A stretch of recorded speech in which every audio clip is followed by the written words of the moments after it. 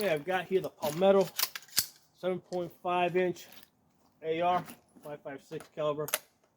Let's shoot this and then we'll talk a little bit about its accuracy. A lot of muzzle flash, very loud. And I do have the Core Valley linear comp on there. But it's still a very loud gun. I used to recommend this type of gun a lot for women because it's not front heavy, it's really light. But what I found is that if you're shooting this at night, and bad things typically happen at night, you know, the muzzle flash is going to blind you. You're going to lose sight of your target. You're going to lose sight of your reticle. Okay, and also, even with the ear protection, shooting this indoors, it's extremely loud. So.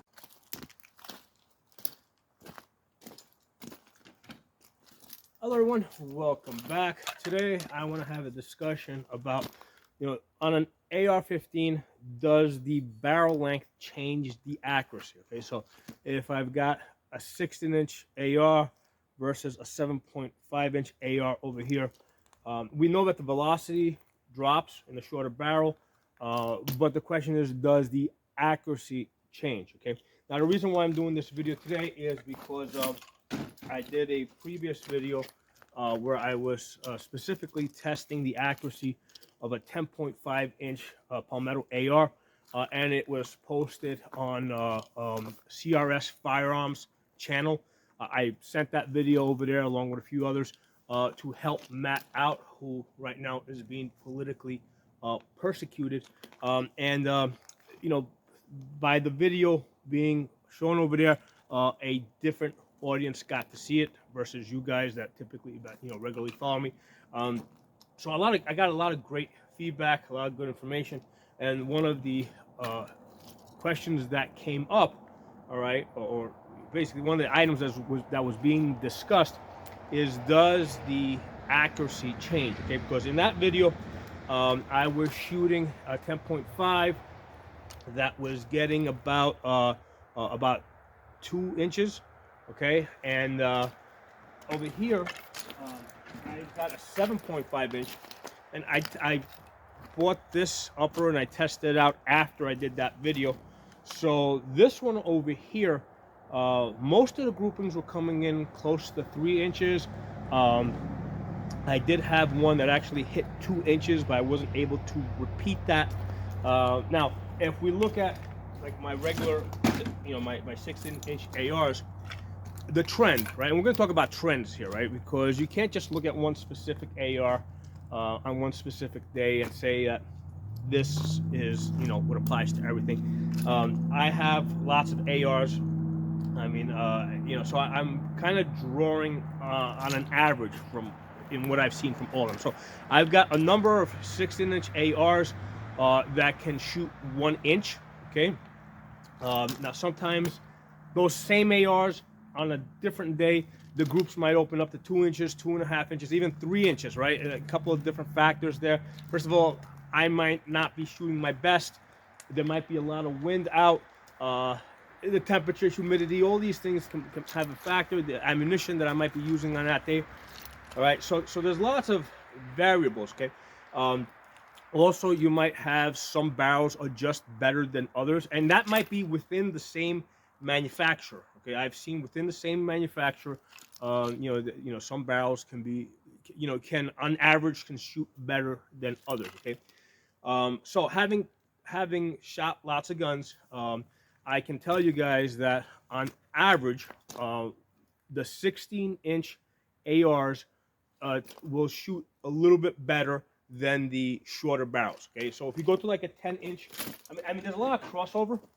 Because, like, you know, I mean, there's a lot of crossover, but on average, I have found is if I shoot like a whole bunch of them and I test them out, which I do, okay, the longer barrels will shoot the better groups. All right, they'll get closer down to, you know, 1 inch at 100 yards. When I go to 10 inches, I'll see more closer to the 2 inches at 100 yards. And with this 7.5 here and others I've tested, you know, they get closer to 3 inches at 100 yards. But like I said, I've hit 2 inches with this too, so it's more of an average, okay? Because you can't just look at your best group. You got to kind of look at your average. Okay, so that's what I have found. Now, That's going to be debatable because here's the thing. You know, like I said, on different days you might shoot better than others. Some ammunition might shoot a little bit better in some guns, not so good on others. Um, Overall, there's not that big of a difference at 100 yards. Okay. You know, so they're all, you know, they can all get inside of 3 inches.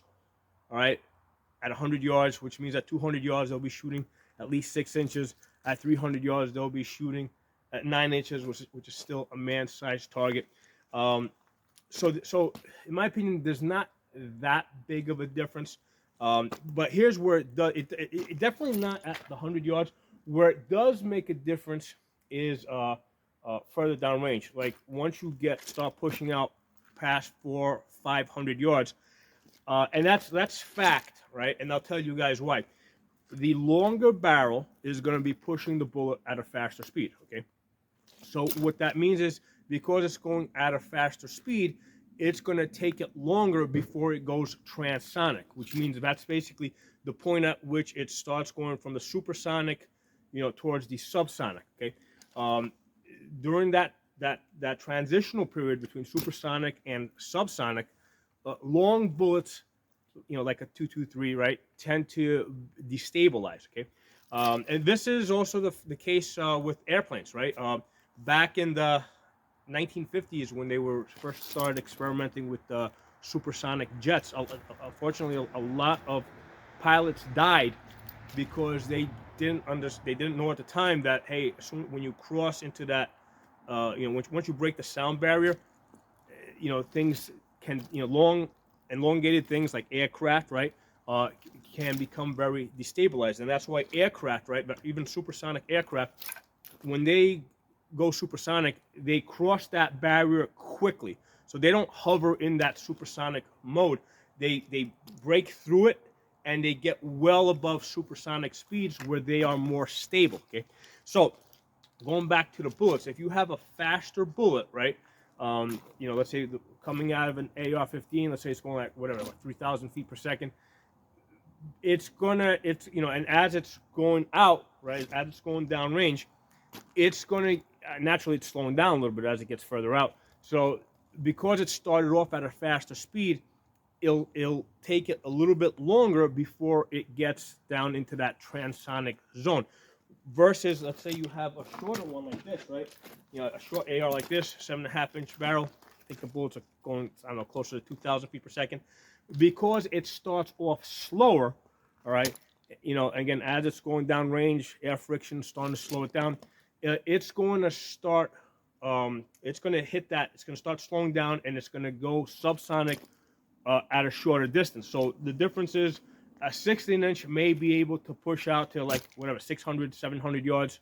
And you know, I'm not saying, you know, I'm not putting that part out as a fact, but it's going to be able to go out a little bit further.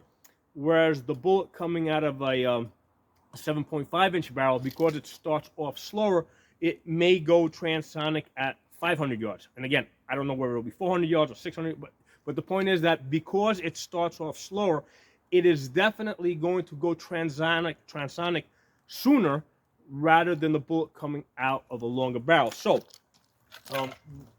we may debate, all right, and we may get different data from different people on different days from different guns as to whether or not a 16-inch and a 7.5-inch is, you know, equally accurate or not equally accurate at 100 yards. All right, that might be debatable, right? A lot of variables that might come into play on that. However, when you get further down range, between, let's say, the 500 yards and the 700 yards, okay, there's no doubt that the bullet coming out of the shorter barrel is going to go transonic, or it's going to fall below the speed of sound sooner than the one that came out of the longer barrel, which was basically going faster, right? So that's where it makes a difference. It makes a difference when you're shooting longer distances. At 100 yards, it doesn't make a difference. This thing shoots 2 to 3 inches, you know, 2 to 3 inches on a man-sized target. You'll easily get out to 200 yards, you know, with that. Okay? I hope you guys found that useful. And again, this video came about because some of the great feedback that I got over at Matt's channel on CRS Firearms. Lots of great feedback over there. So, a couple of other things that came up is in the last video I posted, I mentioned that I have astigmatism. So if I'm using just the red dot, a lot of times I'll see a starburst. Okay, and people will ask me, "What if you use the green dot?" Well, it just so happens, even though I might refer to the optic on that gun as a red dot just out of habit, that was in fact a green dot I was using on that day. So there's no difference between red dot or green dot. I still see the starburst, which is not a big deal. I've just learned to shoot, with that starburst, right? So basically, I see a starburst, I just center the starburst over whatever I'm shooting at. Okay. Now a solution to that is putting the magnifier behind the optic, because the magnifier has the focal lens on the back. That allows me to get, to see a perfect dot. Okay, so the magnifier is a big help. Now, some people suggested that I get a prism optic, which is something I'm planning to do. There's many times I have considered Primary Arms, the 1X prism scope that they have. It has the ACSS reticle, which I really like. Okay, and a couple times I was about to buy it, and the thing that keeps holding me back is that it has a 1 MOA adjustment. So every time you adjust it, you have to go a full 1 inch at 100 yards, which means at 200 yards, every time you click it, you're going 2 inches.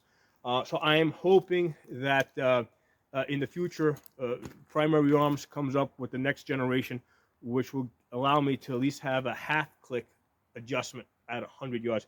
Somebody else also told me to look into Boris, that they have a prism scope. I didn't know that, so I'm glad they told me that. I got to look into that. I don't know if theirs has a, if I can get a half click adjustment out of that, or half MOA adjustment at 100 yards. I don't know.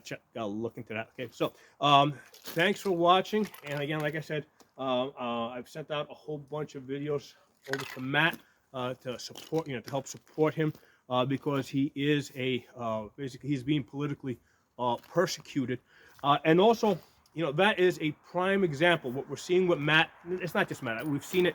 We saw it with General Flynn. We saw it with Trump. Okay, anybody can be basically labeled a felon.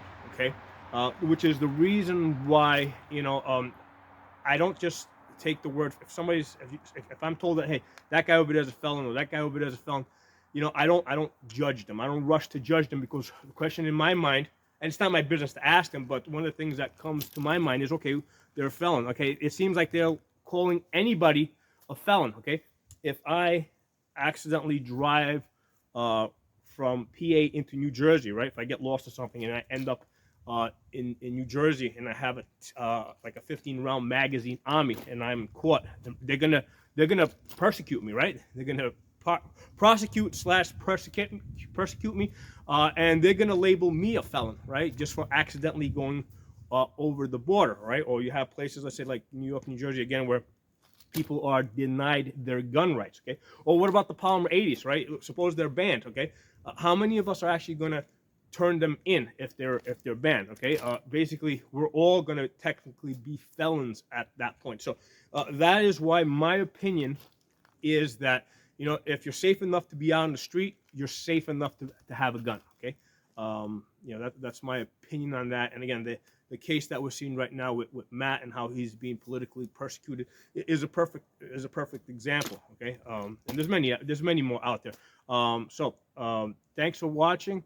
If you're not a member of this channel, subscribe, hit the bell button, and also look for me on my other channels, because YouTube keeps coming after me with strikes over here.